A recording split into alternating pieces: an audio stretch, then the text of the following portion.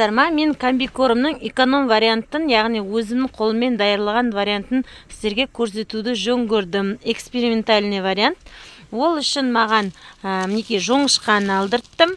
Витаминнің көзі, ақуыздың көзі, белоктың деп кукурузды алдырдым. И зерносмесь, яғни ішінде сафлор, семечки, жүгері, сечкіні, тары бәрі бар зерносмесь. Мынау кәдімгі осылай тартылмаған түрі арзанға шығады екен. Менде дробилка бар. Если дробилкілеріңіз жоқ болса, онда оның тартылған түрін сатады. Тартылған түрін шамалы қымбаттау сатады. Шамалы емес, тіпті 2 есе қымбат сатады екен тартылған түрін. И сосын бор алдырдым пока аз. И не алдырдым? Рыбокосный мука.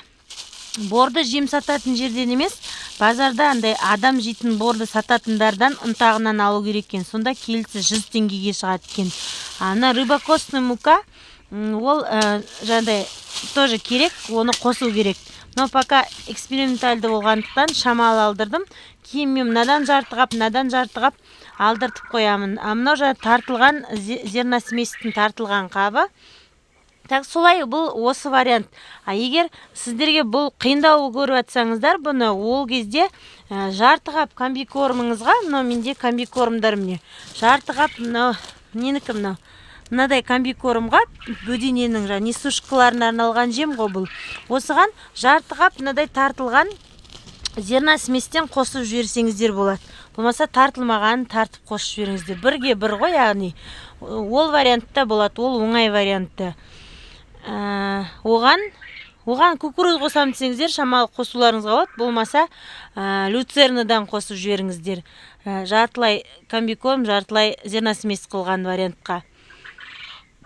Ал ана бірінші вариантта ода мен мыналардың бәрін қосам. Мынадан 3 қалақ, мынадан рыбокосный мукадан жарты қалақ, мынадан жарты қалақ бордан, қалақ болғана мынадай ыдыс. И сосын осындай ыдыспен кукуруздан салам қосып, сосын сондай ыдыспен жоңышқадан салам. Тағы бір ыдыс. Сосын соның бәрін дробилкілерін өткізіп, нелерме туып тұрған бөденелерме берем. Бұл менің өзім көзіммен көріп, ішінде не бар екенін біліп, жасап атқан жемнің түрі. Айтпесе осылай ұнтақ келетін комбикормдардың ішінде бұлай қарасаң, кейде не бар екенін де білмей қаласын, ұнталған. Сондықтан өзіңіз ұнтап алған дұрысырақ шығар деп ойлап қалдым. Енді комбикорм сататындар ренжімес маған. Әркімнің өзінің құқығы осылай жасап көру. Сондықтан сіздерге де айтуды жөн көрдім.